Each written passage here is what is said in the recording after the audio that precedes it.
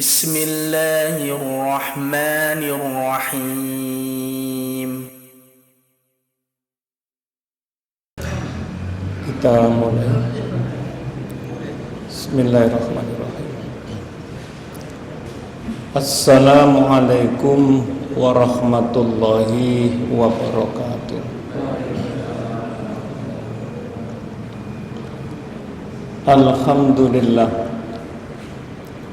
Alhamdulillahi rabbil alamin. Alladzi anzalal Qur'an hudan linnas wa bayyinatin minal huda wal furqan.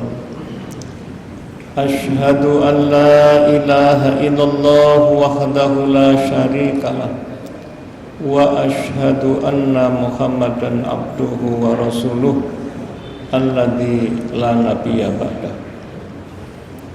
Allahumma salli wa sallim ala Muhammadin wa ala alihi wa ashabihi ajma'in. Qala Allah ta'ala fi kitabihil karim, a'udzu billahi minasyaitonir rajim.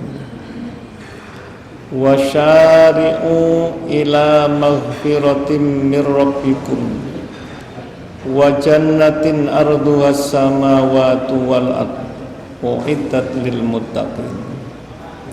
Shadaqallahul azim. Amma ba'd. Bapak-bapak, ibu-ibu, saudara-saudara semua, jamaah iftar yang dirahmati oleh Allah. Pada sore hari ini kita semua merasa bersyukur kehadirat Allah Subhanahu wa taala atas semua nikmat yang Allah anugerahkan dalam kehidupan kita, sehingga kita semua bisa menjalankan seluruh aktivitas yang diamanatkan oleh Allah Subhanahu wa taala dalam kehidupan kita. Termasuk pada sore hari ini kita semua diberikan kesehatan oleh Allah, diberikan kemudahan oleh Allah, diberikan kekuatan oleh Allah, serta dituntun oleh Allah Subhanahu wa taala untuk bersama-sama hadir dalam sebuah majelis yang insya Allah dibarokahi oleh Allah Subhanahu wa taala. Mudah-mudahan dengan keikhlasan kita dan kesabaran kita meniti hidup di jalan Allah Subhanahu wa taala, Allah berkenan untuk terus membuka pintu-pintu keberkahannya buat kita semua. Amin ya rabbal alamin. Bapak-bapak, ibu-ibu, saudara-saudara semua yang dirahmati oleh Allah, Allah Subhanahu wa ta'ala berkehendak agar kita semua ini mampu memunculkan semangat yang prima dalam kita beribadah kepada Allah Subhanahu wa ta'ala. Allah Subhanahu wa ta'ala kepingin memaksimalkan diri kita sebagaimana yang disampaikan oleh Allah Subhanahu wa taala, wasari'u ila maghfiratin mir rabbikum wa jannatin arduhas samawati wal ardh uiddat lil muttaqin. Cepat-cepatlah kalian semua. Artinya kita ini hendak dipacu oleh Allah, hendak dimunculkan semangat kita oleh Allah Subhanahu wa ta'ala. Cepat-cepatlah kalian semua untuk menggapai ampunan dari Allah, untuk menggapai surga yang luasnya antara langit dan bumi, uiddat lil muttaqin, yang diperuntukkan bagi mereka yang bertakwa kepada Allah Subhanahu wa ta'ala. Bapak-bapak, ibu-ibu, saudara-saudara semua yang dirahmati oleh Allah. Kadang-kadang kita menjumpai diri kita ini kurang bisa dimaksimalkan oleh Allah Subhanahu wa ta'ala. Kadang-kadang kita memunculkan semangat untuk beribadah kepada Allah Subhanahu wa ta'ala itu berat. Sholat tidak bisa tepat pada waktunya misalnya.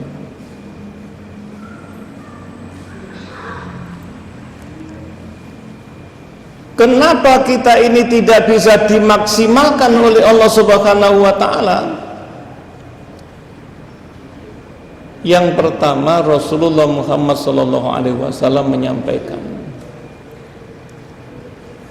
kemungkinan di dalam jiwa kita ini terdapat fatrah, yaitu kejenuhan.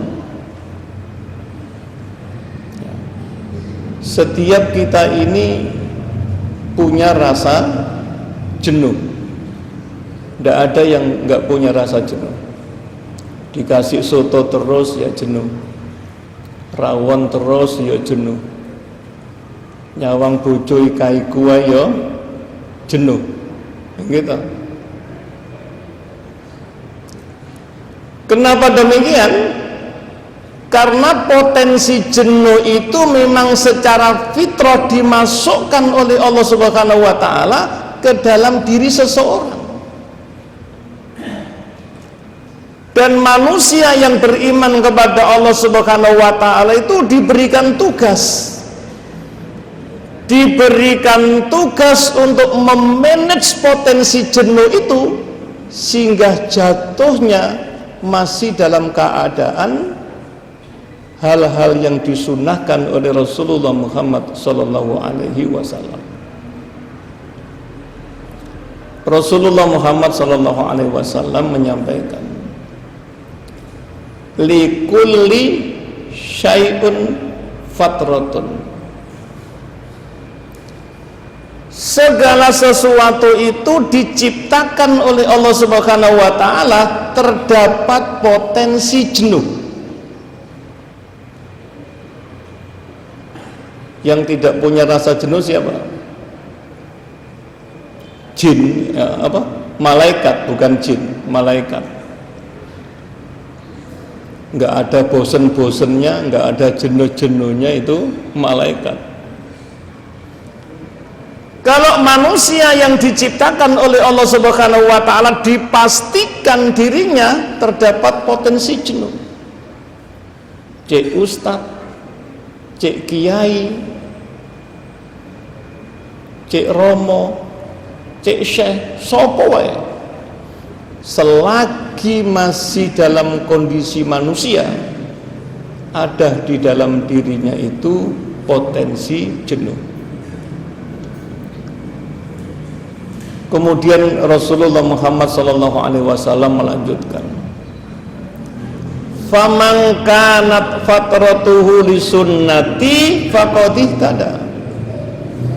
Barang siapa yang mampu menyalurkan potensi jenuhnya kepada hal-hal yang disunahkan oleh Rasulullah Muhammad SAW, faqad ihtada, maka sungguh dia telah mendapatkan petunjuk dari Allah Subhanahu wa ta'ala.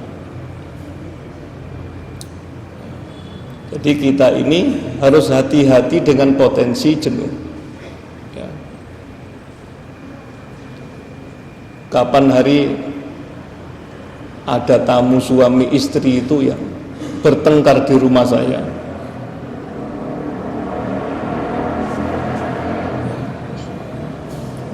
jangan bertengkar di sini Bu, ntar aja kalau pulang. Kurang ajar Pak Ustadz saya ini. Jadi ternyata suaminya ini jenuh dengan rumahnya. Akhirnya seringkali ke kafe dan pulang larut malam sampai kemudian selingkuh sama orang. Maka jenuh ini bahaya, jenuh. Oleh karena itu Rasulullah Muhammad SAW mengamanatkan kepada kita semua, kalau kita sudah mendapati jiwa kita ini merasa jenuh, maka segera manage kejenuhan itu, sehingga kemudian jatuhnya masih melakukan hal-hal yang disunnahkan oleh Rasulullah Muhammad SAW. Jadi yang pertama yang membuat kadang-kadang kita kurang semangat itu karena ada potensi jenuh. Potensi jenuh yang masih belum bisa dikendalikan. Kemudian yang kedua, kadang-kadang kita menemukan diri kita ini tidak bisa dimaksimalkan. Kenapa? Karena ternyata di dalam jiwa kita ini terdapat potensi kemalasan. Ada rasa malas. Dan perlu kita ketahui bahwa rasa malas ini dinisbatkan oleh Allah Subhanahu wa taala sebagai karakter manusia yang munafik. Makanya dalam surat An-Nisa ayat yang ke-142 itu Allah menyampaikan, innal munafiqina yukhadi'unallah wa huwa khadi'uhum wa idza qamu ila sholati qamu kusala. Sesungguhnya orang-orang munafik itu hendak menipu Allah. Itu orang munafik ini jagoan. Karena yang ditipu adalah yang maha menciptakan. Gak belain-belain sing ditipu. Yang ditipu adalah Allah. Wa huwa khadi'uhum. Padahal orang munafik itu sedang ditipu oleh Allah Subhanahu wa taala, tapi orang munafik itu tidak menyadari. Wa idza qamu ila sholati qamu kusala. Apabila orang-orang munafik itu hendak mendirikan sholat, qamu kusala.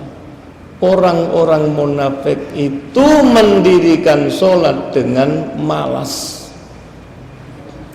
Jadi orang mukmin sholat, orang munafik juga sholat. Apa yang membedakan sholatnya orang mukmin sama sholatnya orang munafik? Yang membedakan itu adalah di tingkat semangatnya dalam menjalankan ibadah kepada Allah Subhanahu wa taala. Orang yang beriman kepada Allah Subhanahu wa taala ketika beribadah, ibadahnya ini didorong oleh semangat yang sangat kuat untuk meraih ridha Allah Subhanahu wa taala. Sedangkan orang munafik ini menjalankan ibadah sholat dengan penuh kemalasan, karena kepingin hanya sekedar gugur kewajiban. Jadi bedanya adalah letaknya di semangatnya itu. Kalau semangat ya mukmin, kalau loyo malas, berarti di dalam jiwanya ini terdapat bibit-bibit penyakit kemunafikan. Oleh karena itu, ketika kita mendapati diri kita ini kok sudah merasa malas, nah, kita harus hati-hati beristighfar kepada Allah Subhanahu wa taala agar kemalasan ini segera dicabut oleh Allah Subhanahu wa taala. Oleh karena itu Rasulullah Muhammad SAW mengajari kita doa berlindung dari kemalasan. Sunnahnya dibaca pagi 3 kali, sunnahnya dibaca sore 3 kali. Allahumma inni a'udzubika minal hammi wal hazan wa a'udzubika minal ajzi wal kasal wa a'udzubika minal jubni wal bukhl wa a'udzubika min ghalabatid daini wa qahrir rijal. Kalau kita baca ini rutin, pagi 3 kali, sore 3 kali, insya Allah kemalasan kita akan dicabut oleh Allah Subhanahu wa ta'ala dan akan dimunculkan oleh Allah Subhanahu wa ta'ala semangat yang prima untuk beribadah kepada Allah Subhanahu wa ta'ala. Jadi yang kedua adalah malas. Kenapa kita tidak bisa dimaksimalkan? Kemudian yang ketiga, yang membuat kita kurang semangat dalam beribadah kepada Allah Subhanahu wa ta'ala itu adalah karena kegemaran kita itu senang menunda-nunda waktu, menunda-nunda waktu.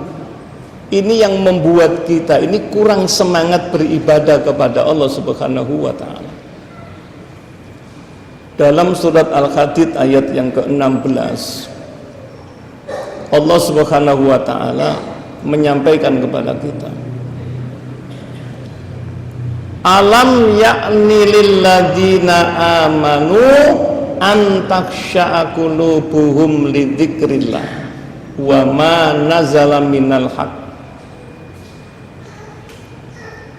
Alam ya'ni lilladzina amanu, apakah belum waktunya bagi orang-orang yang beriman kepada Allah Subhanahu wa ta'ala antaksya'a qulubuhum lidzikrillah, untuk berzikir kepada Allah Subhanahu wa ta'ala secara khusyuk dan menyesuaikan diri dengan apa yang sudah diturunkan oleh Allah Subhanahu wa ta'ala. Jadi kita disuruh khusyuk sama Allah, khusyuk berzikir dan khusyuk menyesuaikan diri dengan apa yang sudah diturunkan oleh Allah Subhanahu wa ta'ala. Kemudian Allah mengingatkan, wala yakunu kalladzina utul kitaba min qabl fatala alaihimul amadu faqasat qulubuhum. Dan janganlah kalian semua itu seperti orang-orang yang diberikan kitab sebelum kalian. Siapa yang diberikan kitab sebelum kita? Orang-orang Yahudi, orang-orang Nasrani. Kita tidak boleh mencontoh orang-orang Yahudi dan orang-orang Nasrani. Kenapa kita tidak boleh mencontoh mereka? Karena fatala alaihimul amadu faqasat qulubuhum. Orang-orang Yahudi dan orang-orang Nasrani itu punya kebiasaan. Apa kebiasaannya? Fatala alaihimul amadu, gemar menunda-nunda waktu. Le ono adzan le, yo mak durung jam 4 tok mak. Kok ngenteni jam 4 lo le? Yo mak. Makne sabar. Le wis jam 4 le, mau jari jam 4. Iya mak durung jam 5 mak. Makne sik sabar. Wis jam 5 le, ate maghrib iku lho. Mesih mak jam 5:30 memang. Muwepet maghrib lagi sholat asar. Kegemaran menunda-nunda waktu ini tidak diperkenankan oleh Allah Subhanahu wa ta'ala terdapat di dalam diri orang-orang yang beriman kepada Allah Subhanahu wa ta'ala. Sebab kalau kegemaran ini tidak segera ditaubati, tidak segera dihentikan, faqasat qulubuhum, hati mereka itu dibikin oleh Allah Subhanahu wa taala menjadi keras dan membatu.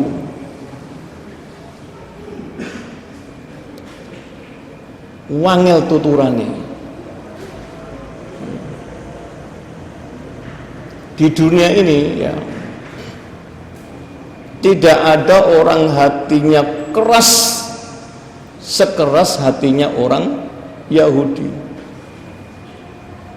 Sampai bayangkan ono tawang mentolo, ibu hamil ditangkap, disobek perutnya, dikeluarkan janinnya, dipotong lehernya. Coba bayangkan, ada ndak orang kayak begini ini? Ndak ada. Sekeras itu hatinya. Kenapa kok bisa begitu? Karena rasa empatinya sudah dicabut oleh Allah Subhanahu wa taala. Rasa kasihnya sudah dicabut oleh Allah Subhanahu wa taala, sehingga kemudian yang tinggal adalah kerasnya hati dan membatunya hati. Itu yang ada. Oleh karena itu Allah Subhanahu wa taala mewanti-wanti kita ini supaya tidak gemar menunda-nunda waktu. Bahayanya adalah untuk kejiwaan diri kita ini akan bisa menjadi keras dan membatu. Na'udzubillah min dzalik. Kemudian yang keempat, ya, apa yang membuat kita ini kadang-kadang kok susah dimaksimalkan, dipompa semangatnya ini kok berat? Kenapa? Karena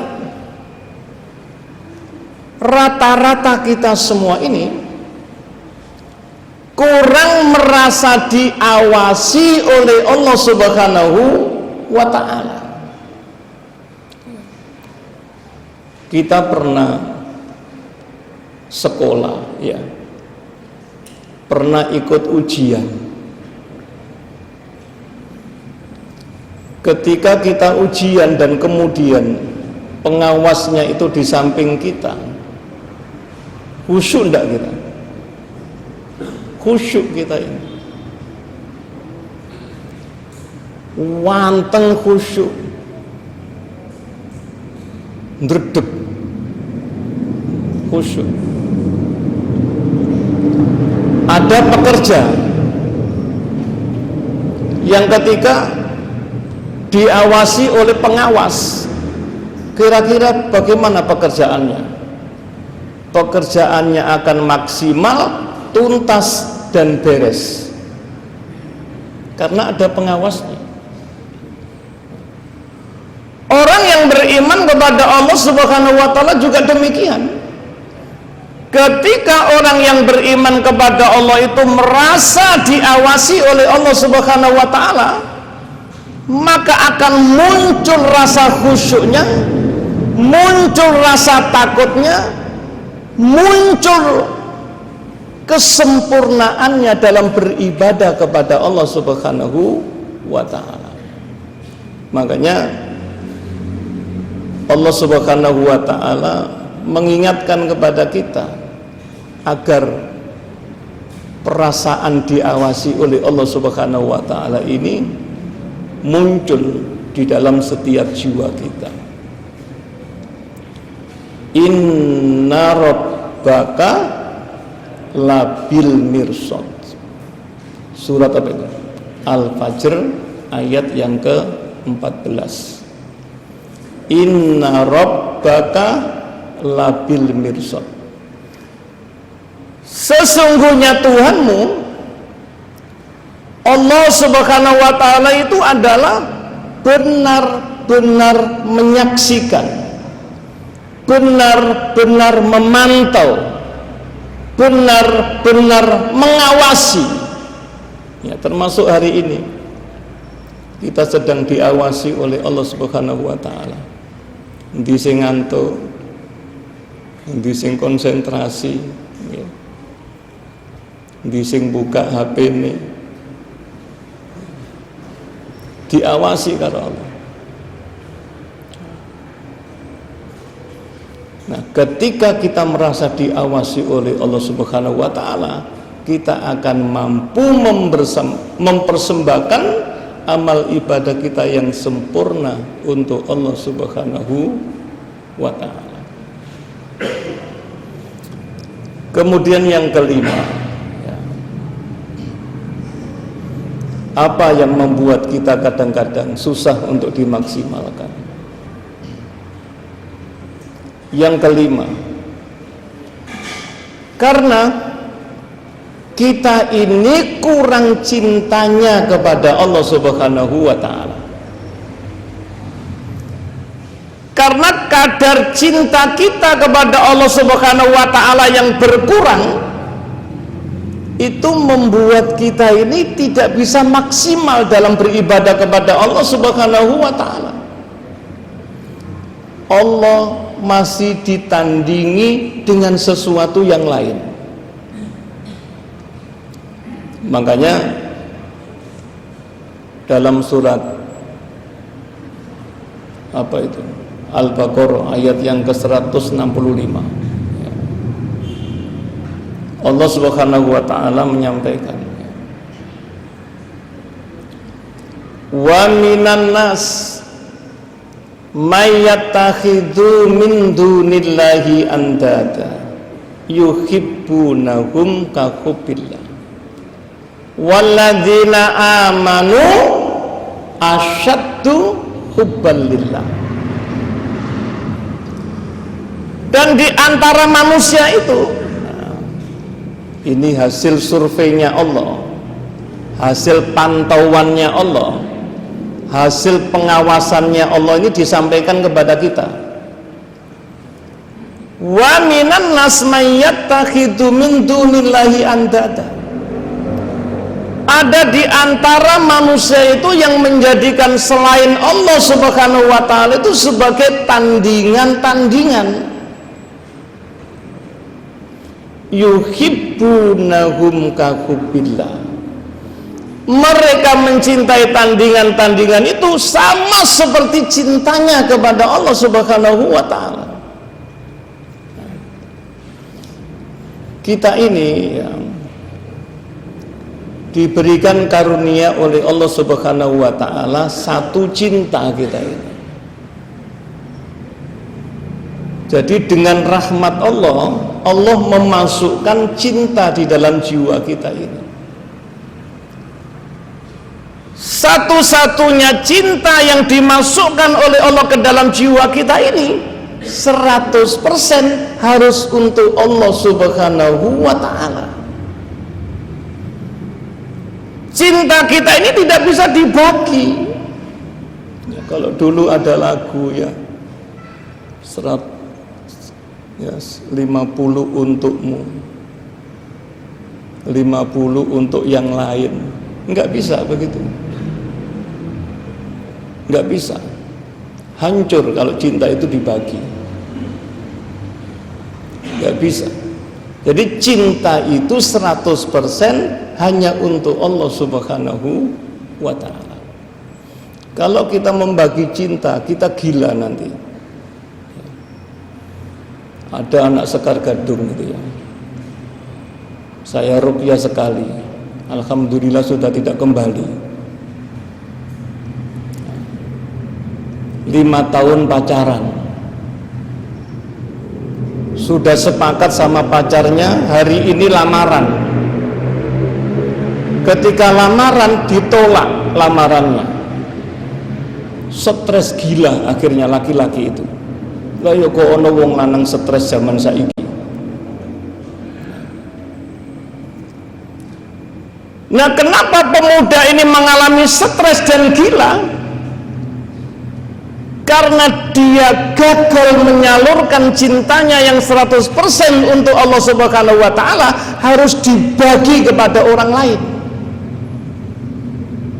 Ketika orang lain itu kemudian berselisih, gilalah dia. Berarti cinta itu hanya untuk Allah. Baru sehari kemarin ya, orang Tanjung juga begitu. Pak Ustadz, ini anak putri satu-satunya Pak Ustadz, stres Pak Ustadz, setahun pacaran Pak Ustadz, keluar duit sudah banyak Pak Ustadz. Oh, anak sampean putri loh Pak, kok sampai ngeluarkan duit? Iya Pak Ustadz, sekarang pacarnya lari Pak Ustadz, murung di kamar, apa-apa dibuangi Pak Ustadz. Kemudian tak bilangi, Mbak,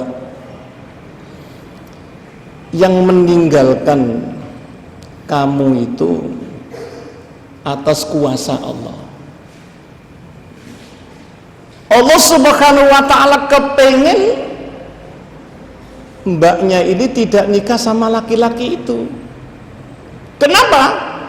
Karena laki-laki itu tidak cocok sebagai imam, dan laki-laki itu tidak cocok sebagai ayah calon anak-anak sampean. Insya Allah sampean dalam waktu dekat ini akan dipilihkan ganti yang lebih baik oleh Allah Subhanahu wa ta'ala. Akhirnya nerimo, waras, alhamdulillah. Atine lego, akhirnya waras. Nah ini bahaya. Kalau ada di antara orang yang kemudian berbagi cinta kepada selain Allah Subhanahu wa ta'ala, rusak kehidupan ini. Makanya Allah Subhanahu wa ta'ala menandaskan kepada kita semua, walladzina amanu asyaddu hubban lillah. Sedangkan orang-orang yang dikatakan beriman kepada Allah Subhanahu wa ta'ala itu adalah asyaddu hubbalillah, teramat sangat cintanya kepada Allah Subhanahu wa ta'ala.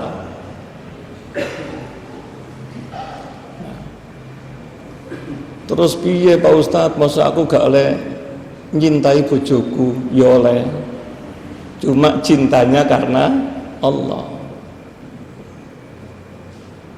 Ojo bojone gak mesem sedina nek stres, ojo biasa ngono ku.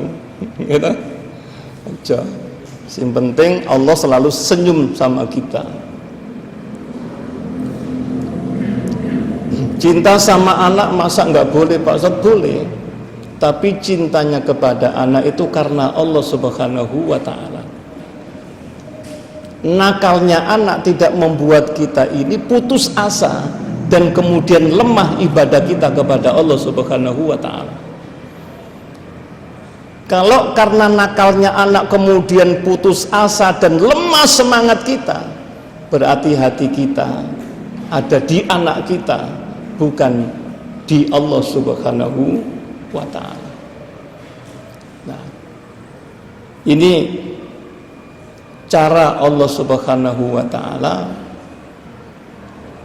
membangkitkan semangat kita untuk bisa lebih maksimal dalam menjalankan amal ibadah kita di jalan Allah Subhanahu wa ta'ala, termasuk puasa di 1447 Hijriah ini harus lebih maksimal dan sempurna, yang hanya kita persembahkan untuk Allah Subhanahu wa ta'ala.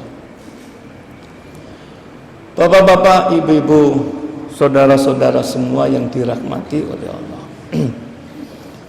kalau kita bisa menyelesaikan jenuh kita, kalau kita bisa menyelesaikan rasa malas kita, kalau kita bisa menyelesaikan kebiasaan kita menunda-nunda waktu, kalau kita merasa senantiasa diawasi sama Allah, kemudian kalau kita bisa menyalurkan cinta kita 100% kepada Allah Subhanahu wa ta'ala, maka yang akan kita rasakan di dalam jiwa kita ini adalah perasaan lego.